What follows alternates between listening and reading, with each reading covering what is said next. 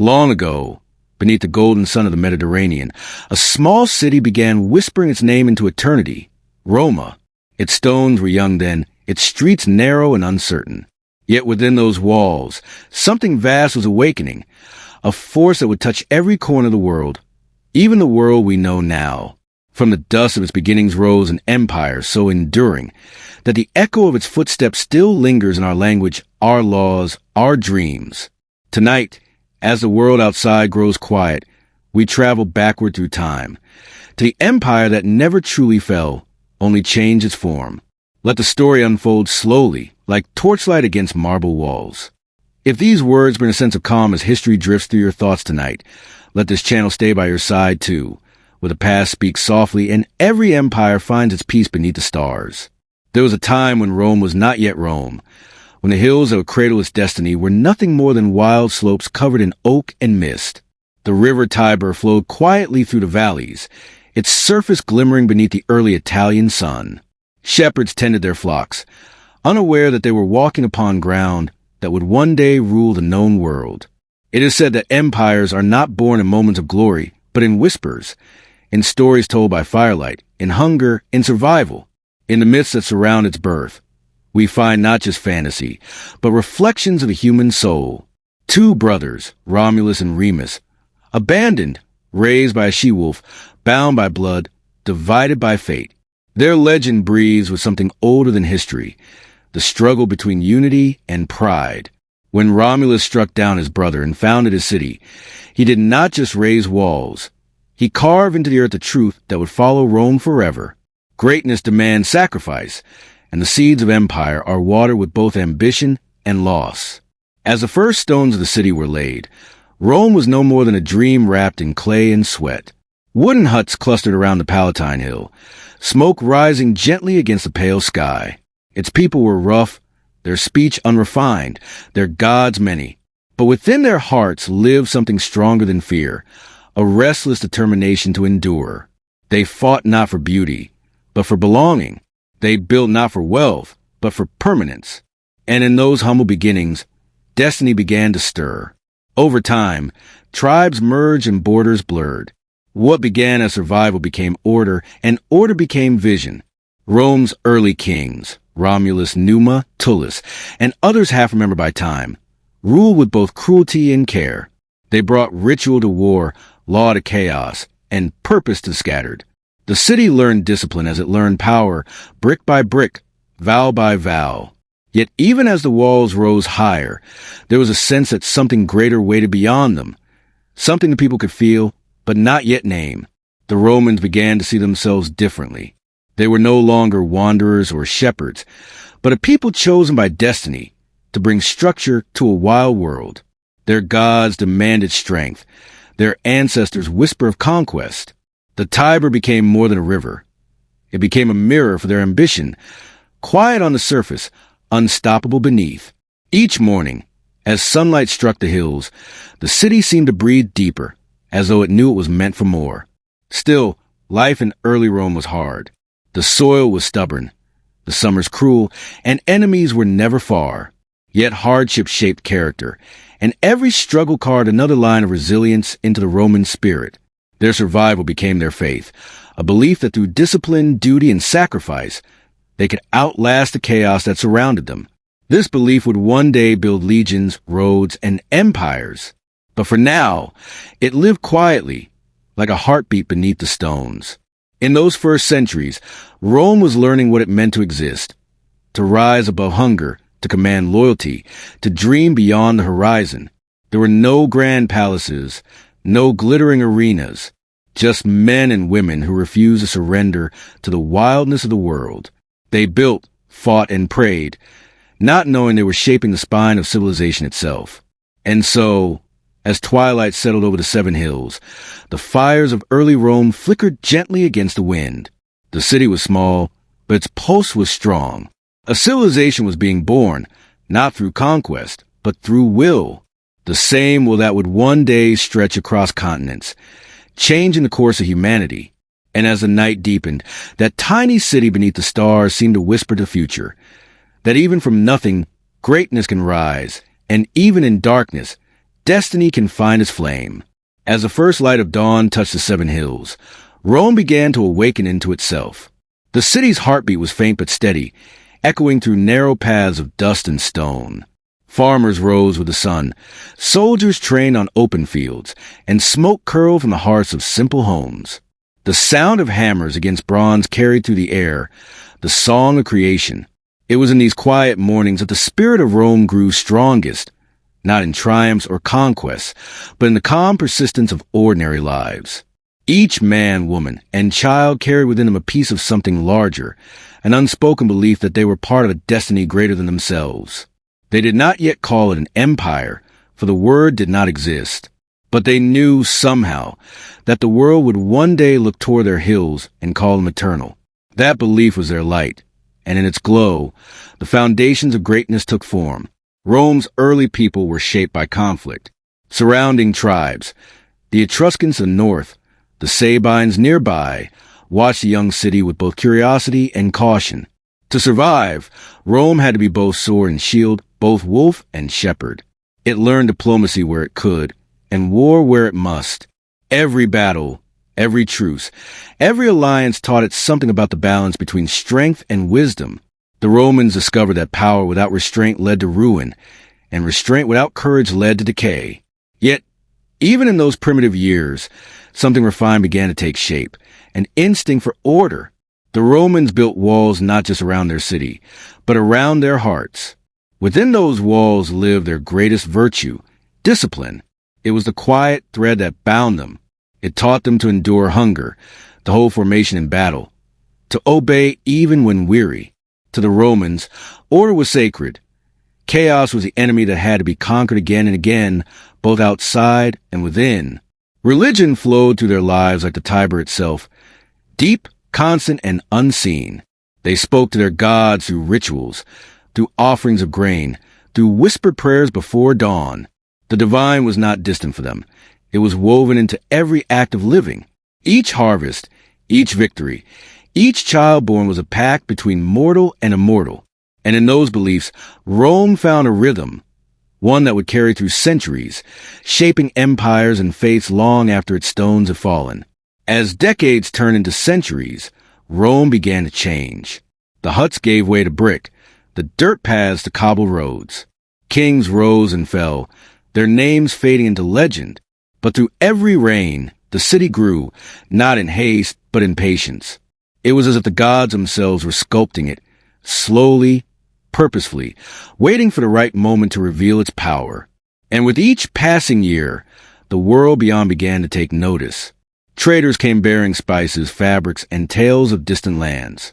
Soldiers returned from the frontier with stories of conquest and survival.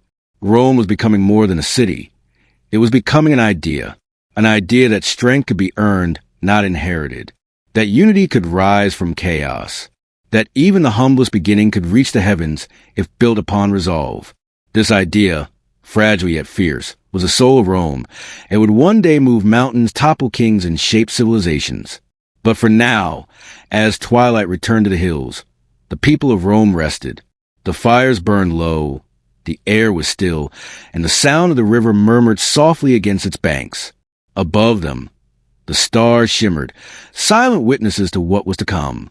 The empire was still sleeping, but its dream had already begun, a dream that would ripple across centuries, touching hearts, nations, and minds yet unborn. And so, as the night wrapped gently around the cradle of Rome, the future waited, patient, watching, for the dawn of an empire that would change the world forever. When the crown fell from the head of Rome's final king, a new dawn rose, not with celebration, but with solemn purpose. The people had grown weary of tyranny, of seeing power rest in the hands of one man. So they did something few had dared before them. They built a nation not upon the rule of a king, but upon the rule of law. Thus, the Roman Republic was born, an experiment in freedom, discipline, and shared duty. The city was still young then, its memories of monarchy fresh as open wounds. But within those wounds lay wisdom. Rome had learned that greatness demanded not just strength, but balance. The balance between the desires of the few and the needs of the many. The Republic became their answer, their promise to one another. that no single man would again hold Rome in his fist. Power would be divided, debated, and defended. It was a fragile promise, yet it burned with quiet conviction. The Senate rose as the voice of the Republic, a chamber of old families and restless ambition. Beneath their marble columns, words became weapons sharper than swords. Men debated the fate of nations with steady tones and measured gestures, each convinced that his vision alone would preserve the city. It was not a place of calm, it was a storm disguised as order. Yet in that storm, Rome found direction. It was through disagreement, not peace, that progress was forged. Beyond those walls, life moved to the rhythm of discipline. Citizens gathered in the forum, voices echoing against stone as they voted, traded, and prayed. Soldiers trained in perfect lines on distant fields, carrying the weight of the Republic on their shields. The ideals of Virtus, courage, duty, honor, were not mere words, but sacred truths. Each man was expected to serve, to give before he received, to protect before he ruled. The Republic asked much, but gave in return something greater: belonging. Yet even as Rome built its dream of freedom, shadows gathered at its edges. Power has a way of returning to those who seek it most. Wealth began to pool in the hands of the few. Corruption crept silently into the corners of government. The same ambition that once built the city began to strain its walls. Senators sought glory, generals sought power, and ordinary citizens, those who once held the heart of the Republic, began to feel its distance. Still, Rome endured. Its people believed too deeply to let go of the dream. The Republic was not just a system. It was an identity. To be Roman was to be free, and to be free was to serve the Republic. That faith bound them tighter than any chain could. It carried them through wars against their neighbors, through alliances forged in fear and fire. Each victory brought pride, and with it, the belief that they were chosen by destiny to bring order to the world. But destiny, as always, is a double-edged sword. The more Rome expanded, the more fragile its balance became. The Senate ruled from marble halls, while soldiers bled on foreign soil. The voice of the people began to fade beneath the weight of conquest.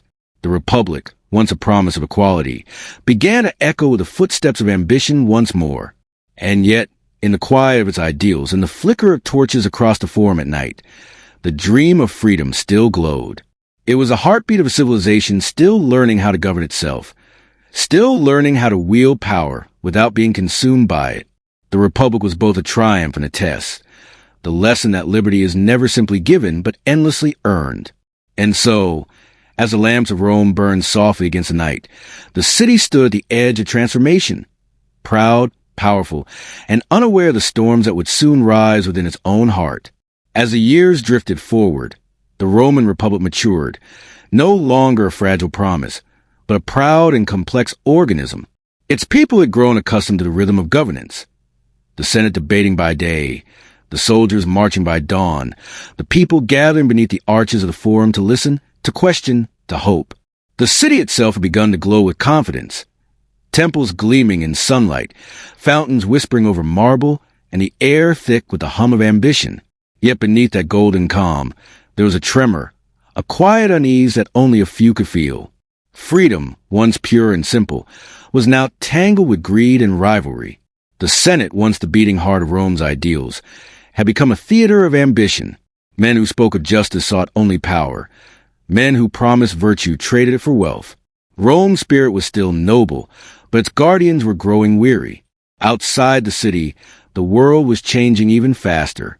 Wars spread like wildfire, first against the Etruscans, then the Carthaginians, and finally across the vast Mediterranean. Each victory filled the Republic's coffers, but also its pride. Soldiers returned not as servants of state, but as heroes of their own legend. Their loyalty began to shift away from the Senate, toward the generals who led them. And among those generals, one name began to rise, whispered first in admiration, then in awe: Gaius Julius Caesar. But before Caesar's shadow stretched across the world, the Republic tried to hold its balance. There were still voices of reason. Cicero's words, rich and careful, weaving law and philosophy together like threads of gold. He believed that Rome could still return to virtue, that the Republic's heart could be mended through wisdom and dialogue.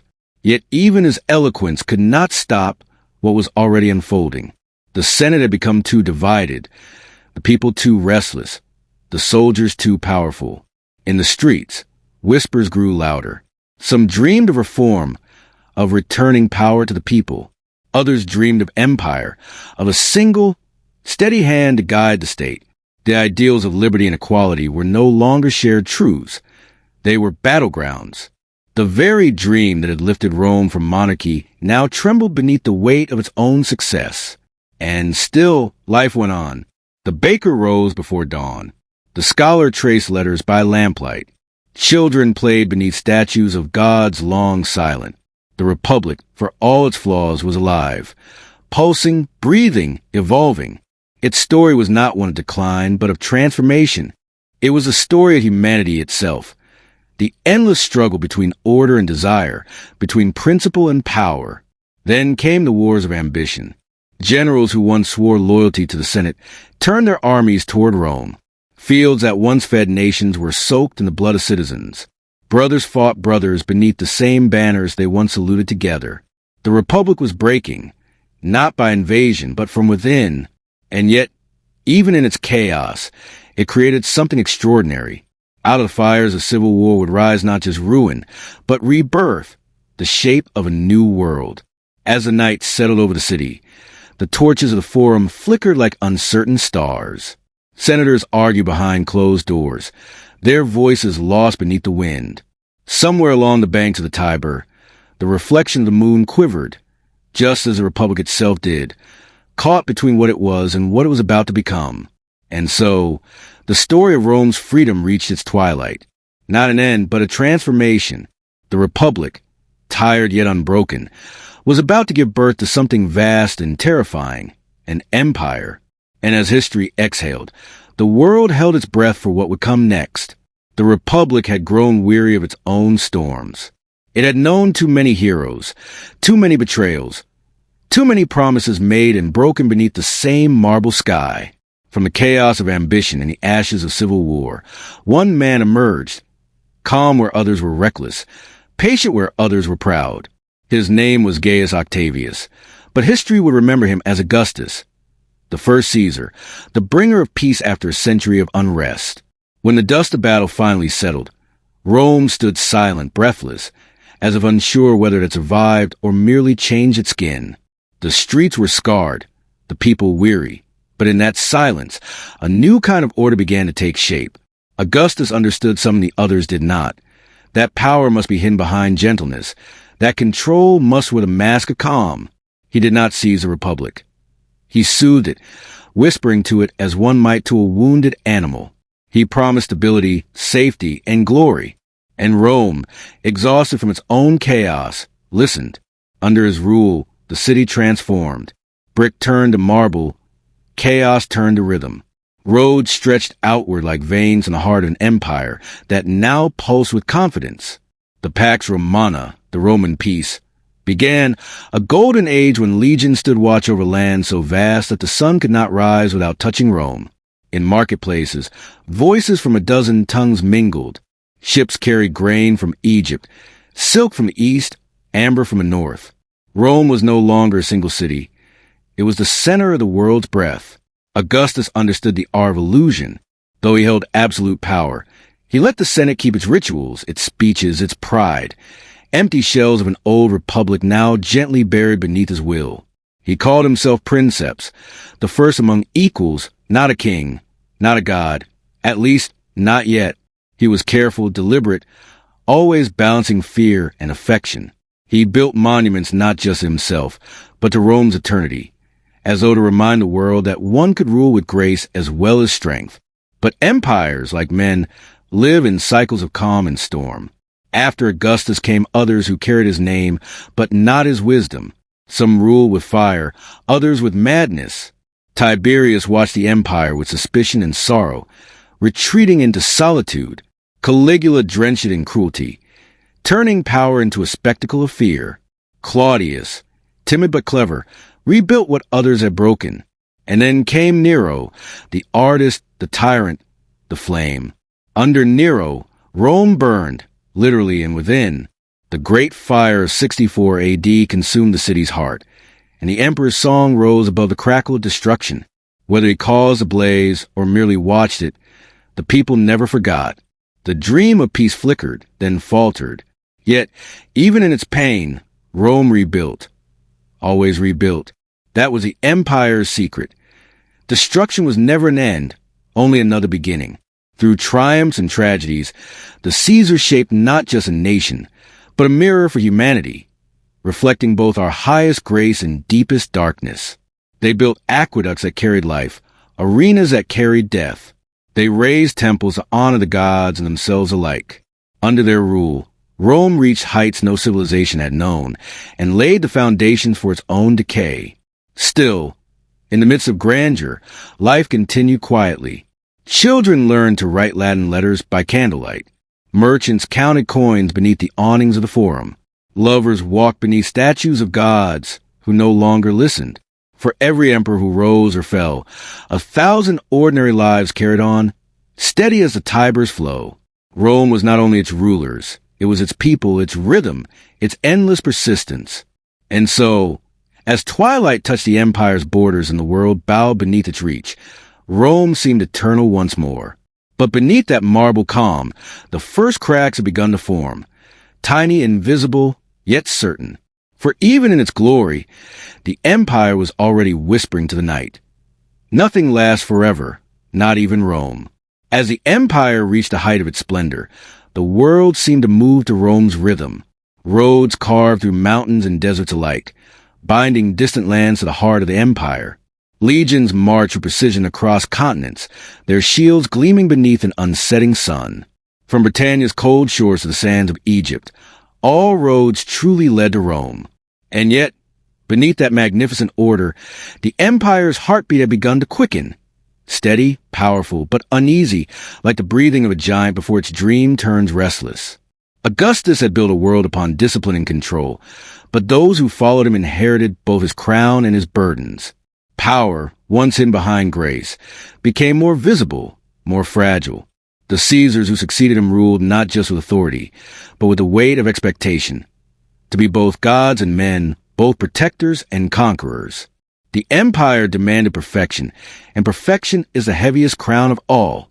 Under emperors like Trajan and Hadrian, Rome's dominion expanded farther than anyone had imagined. Trajan, the soldier emperor, led his armies beyond the Danube, through forests and fortresses, until the empire reached its greatest size. It was said that under his rule, the world had no boundaries, only roads. His triumphs were celebrated with arches and columns that touched the sky, each carved stone whispering of conquest, of discipline, of glory. Hadrian, in contrast, sought not expansion but preservation. He built walls, most famously across the wild hills of northern Britain, not as symbols of fear, but of balance. He understood that even empires must learn when to rest.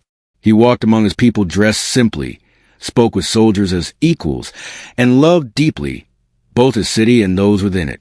In his reign, Rome paused, caught its breath, and reflected on its own enormity. But the weight of centuries was beginning to show. The more Rome ruled, the more it divided itself. Wealth gathered in the villas of the powerful, while poverty crept through the alleys of the forgotten.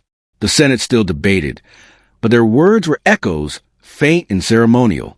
The real power belonged to those who commanded legions, and legions would be loyal to men, not to Rome. It was in this age that the empire began to lose its center. Each emperor was measured not by wisdom, but by survival. To wear the purple was to invite both reverence and doom. One day, a man was hailed as savior. The next, condemned as tyrant. Poison, betrayal, and assassination became as common as prayer. The marble of the Palatine Hill gleamed bright, but beneath it ran veins of fear. Still, for all its flaws, Rome's light did not dim easily. Its engineers built aqueducts that carried water to millions. Its architects shaped cities that still stand today. Its artists captured eternity in stone and color. Its laws, written in Latin, would one day become foundation of nations yet unborn. Even as corruption spread, brilliance remained, like a flame that refused to die, flickering stubbornly against the wind. And yet, something had changed. The empire that once united through belief now held together through habit. Its citizens still bowed to the statues of emperors, still spoke of Gloria Romi, the glory of Rome, but their voices had grown softer, less certain. For the first time, the eternal city began to wonder whether eternity had a limit. At night, as lamps burned along the marble streets, the empire seemed serene, silent, magnificent, endless. But history, like the Tiber, always moves forward. Its waters may shimmer with beauty, but beneath the surface, the current never sleeps. And so, as the stars shone over the vastness of Rome's dominion, a quiet truth began to settle in the air, the same truth that comes to every empire. That power, no matter how divine, must one day bow to time. There comes a moment in every great story when the light begins to fade, not suddenly, but softly, like the last embers of fire surrendering to night. For Rome, that moment did not arrive with thunder or cries of battle. It came quietly, in whispers and weariness, in the heavy silence between triumph and decay. The eternal city, still golden in the sun, had begun to crumble from within. The emperors who followed the Golden Age inherited not a dream, but its shadow. The empire had grown too vast. Its heart stretched in across lands it could no longer feel. Soldiers guarded borders thousands of miles away, fighting for rulers they would never meet. Taxes rose, loyalty faltered, and a strange stillness began to spread to the streets. A stillness not of peace, but of exhaustion. Inside marble halls, power shifted like sand. One emperor rose only to fall within a season. Some were chosen by the sword, others by fear. The Praetorian Guard, once protectors of the crown, became its puppeteers, selling loyalty to the highest bidder. The empire's strength, once forged in discipline, now trembled under greed. Rome had conquered the world, but not itself. And yet, the spirit of Rome refused to vanish. Even in its decline, the empire glowed with stubborn brilliance. Artists painted, poets wrote, and scholars dreamed of order amid chaos. In the libraries of Alexandria, knowledge still flickered like candlelight. Roads still connected distant lands, and trade still flowed along them, carrying not just goods, but ideas, faiths, and whispers of change. Then came the division, east and west, two halves of one fading whole. The Emperor Diocletian, weary of endless crisis, split the empire to save it.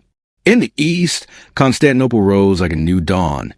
In the west, Rome lingered like an echo. Two capitals, two hearts, each beating to its own rhythm. For a time, the division seemed to work, but the fracture had already begun. The empire was no longer one body, but two souls drifting apart.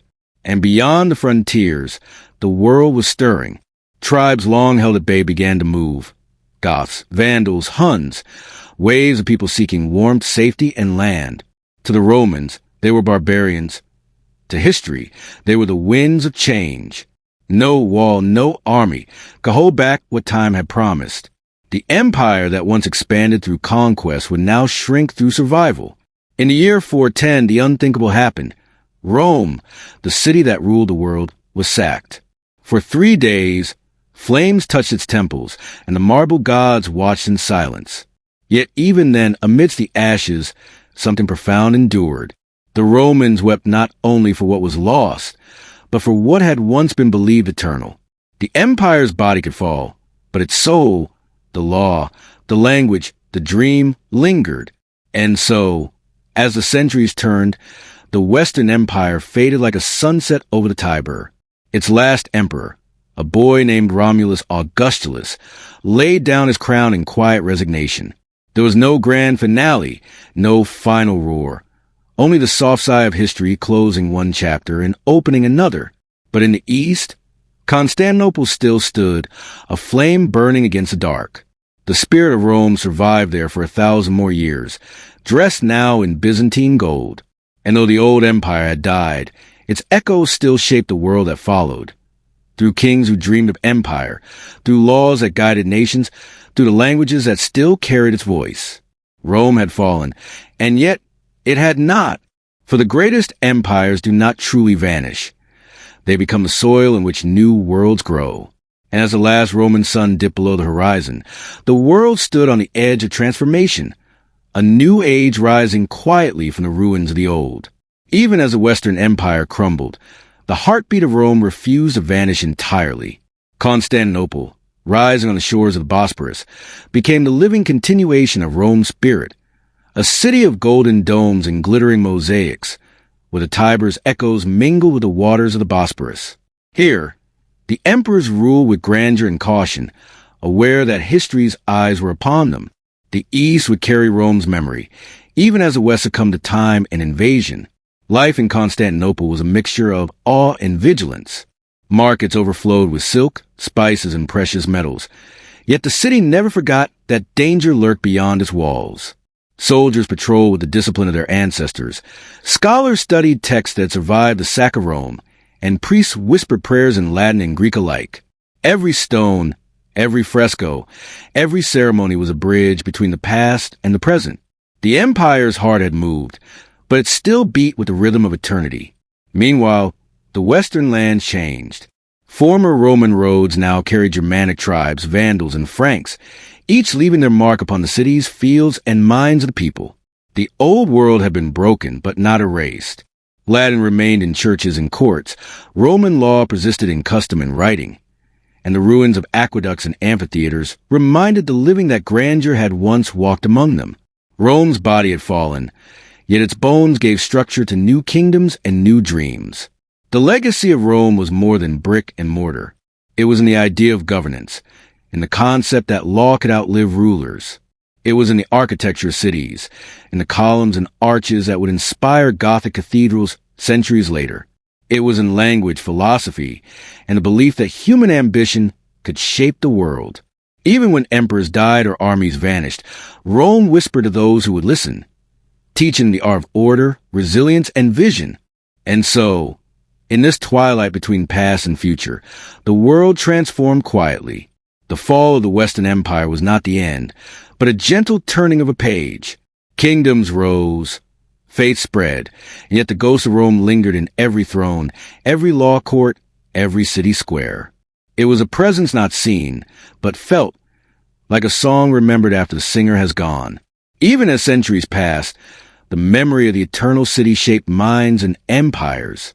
Charlemagne, centuries later, would dream of reviving Roman order in his own kingdom. The Renaissance would look back to Rome's art and architecture as the height of human expression.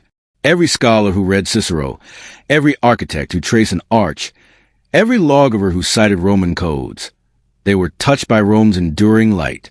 Rome had burned, been sacked, and divided, yet it had not died. Its flame had transformed, passing from city to empire, from empire to idea, from idea to civilization. The eternal city was eternal not because it survived intact, but because it persisted in thought, in culture, and in the very foundation of the world that followed.